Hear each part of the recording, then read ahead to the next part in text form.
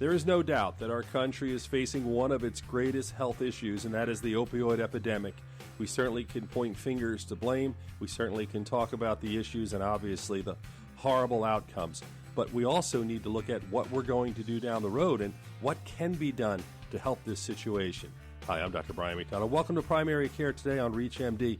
I have a very special guest today. It's Lorina Marshall-Blake. She is a president of Independence Blue Cross Foundation, and right now the foundation is looking at this issue, identifying the issue, and I think you represent, one great effort, and I know there's many efforts around the country. Tell me a little bit about what you're doing with your organization to help deal with the opioid issue. Okay, let me tell you about, we have this awesome, I call it public awareness campaign called Someone You Know. And the whole intent is it's the Independence Blue Cross Foundation's effort to address the opioid crisis. And when we figure we can't do it by ourselves, we're working with local government agencies, schools, community-based organizations, healthcare providers to humanize addiction and remove the stigma as a barrier to treating this whole opioid issue. Because we find that one of the biggest issues is stigmatization, and that people are embarrassed, so therefore they won't go for help. So how do we put a face on it? And that's why I get so excited about this campaign, and that there are real people telling their stories. There are real people that are sharing their experience and what they're going through. And in many cases, they're recovering and they're becoming whole again. And so it's very hopeful. When you just mentioned it yourself, when you said it's probably one of the biggest crises that we've ever faced, I'm going to say since the AIDS issue. 1,200 people died last year in Philly with regard to the whole opioid issue. So again, we're attempting to go out there, tell people about it. We do it through these wonderful videos where we have actual people that are telling their story. And there's nothing like that. A picture is worth 1,000 words. And you actually have on the website individuals, and that's independencebluecrossfoundation.org, who are telling their story. Again, I mentioned we can't do it by ourselves. It's a collaboration. It's those different organizations. It's Independence Blue Cross Foundation. It's the Penn State University Justice Center for Research and the Pennsylvania Department of Drug and Alcohol Programs for the Share Your Opioid Story. So there are like 120 stories that are on the website. And as a result of that, you can even load up your own story. We feel that by people telling their real life stories, not only people in recovery, but people supporting people who are in recovery. Again, someone that's lost someone to addiction. So we try to cover every single one of those bases. And I think the key is just letting people know, Brian, that they're not alone. You're not alone out there. There is help. There is hope. And if I say one thing about this campaign for me, it is so hopeful and that people can move to recovery. So again, it's an opportunity to get the information out. We have it on bus shelters, on the back of the bus, on 95, on digital. So it really is everywhere.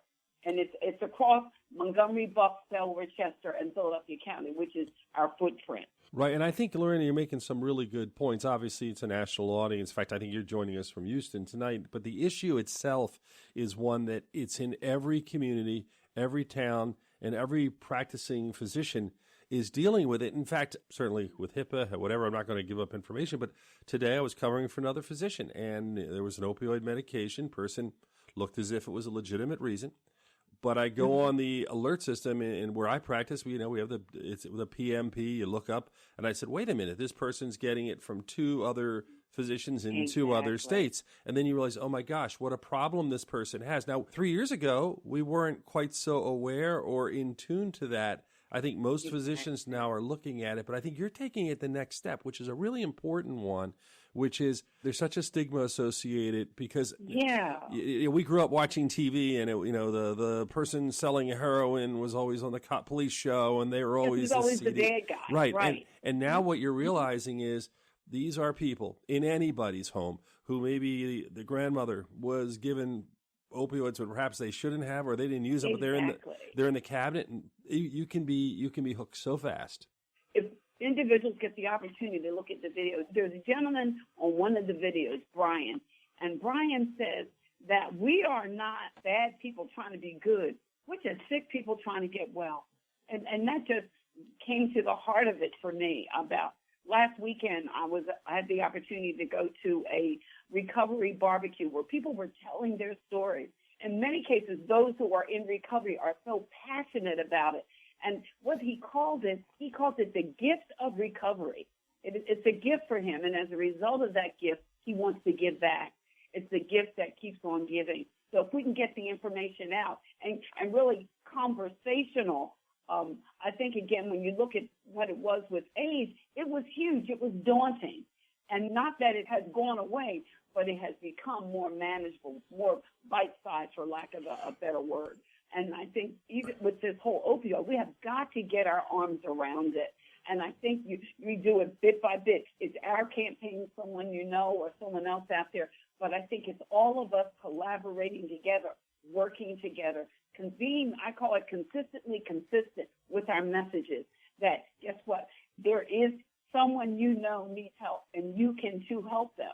And there are resources on the website that can direct people to places that they can go. So there are many ways, to do that. You're listening to Primary Care Today on ReachMD. I'm your host, Dr. Brian McDonough, and with me today is Lorina Marshall-Blake. We're talking about the opioid epidemic, and we're talking about Someone You Know, which is really a project designed to help those on opioids or formerly on opioids or with someone they love on opioids to be able to understand that this addiction is not something to be ashamed of. Lorina is the president of the Independence Blue Cross Foundation, and you related it to HIV/AIDS, which I think is a really good analogy. And I remember interviewing former Surgeon General C. Everett Koop when he was alive, and we were talking about the early days of HIV/AIDS, and he, on 3 different occasions, had conversations with then President Ronald Reagan, who agreed with him we should talk about AIDS, we should go out and we should make big announcements, but his handlers each time had convinced him not to talk about it, and then eventually they started talking about it. But one of the big barriers to that was the lack of communication and the stigma. Exactly. And I think what you're doing here is getting to this as quick as you can without that delay, because really the stigma does have a major impact for people seeking help. They don't want to be associated. They don't want to hurt their job. They don't want to do, and before you know it, it's too late. They don't want to be embarrassed. I don't want anybody to know. They are functioning with it. I also say it's, in its own sense, it's a family affair because it affects everybody. It affects everybody in the family. As I look at what we are trying to do under the opioid campaign that we're doing, Someone You Know, there really is an effort called STOP, which it falls under. And that STOP is one of the acronyms. It's Supporting Treatment and Overdose Prevention. And under that, again, is this whole Someone You Know campaign. Then Dr. McDonough, I don't know if you've heard about the warm handoff. We're working with people that when they get into the emergency room, that they have the opportunity to get into recovery, all right? And that's called the warm handoff. So, again, we're studying that to see how well that's working. So, again, we're even doing research to see if this warm handoff actually will work also. And so it's many problems. We're working with the Salvation Army. We're working with the Boys and Girls Club. We're working with Karen, which is one of the leading organizations. Right. So now you, as an organization, I mean, and it's great to see. I mean, obviously you work in all areas of healthcare, insurance, those sorts of things. Sure. But the foundation itself, you obviously targeted this and recognized it as a major health issue in 2015 to 2020 and beyond. Was it a group decision? Was it something where your foundation said, gee, this is obvious? How did this evolve? Again, when I think of the Independence Blue Cross Foundation, I call us boots on the ground. Okay, we're there. If you look at the other things that we work along with 44 clinics throughout the same region that I just talked about, and we serve the uninsured and the underinsured. Again, when we're into the nurse, we support all 21 nursing schools. And then we have the social determinants of health, which is where the STOP campaign falls. And then we have the grants that we do to organizations that are out there fighting it. So again, it is part of our mantra to make sure that we reach out and help those that are in need. And we've been doing that from the beginning, helping bring solution, resolve. In one of the videos, I talked about the underdog. We want to make sure that we're there. And if you look at even the history of just Blue Cross and not even talking about the foundation, they've been around for over 80 years, and they've been there, and they're going to continue to be there. And because we are indeed the foundation or the philanthropic arm, we're able to do some things that they can't do. Sure. We are with the people. It's about the community. There was a song years ago called The Family Affair, and I go back there again, and that it is all in the family, and we're all touched in some way. And I don't think there's anybody that cannot raise their hand and say there's not someone they don't know who's in this situation. And one of the things you have with the someone you know is that there are these stories. So for physicians around the country who may want to look at them or, use parts of them with their own patients or whatever, because they could, what is the website?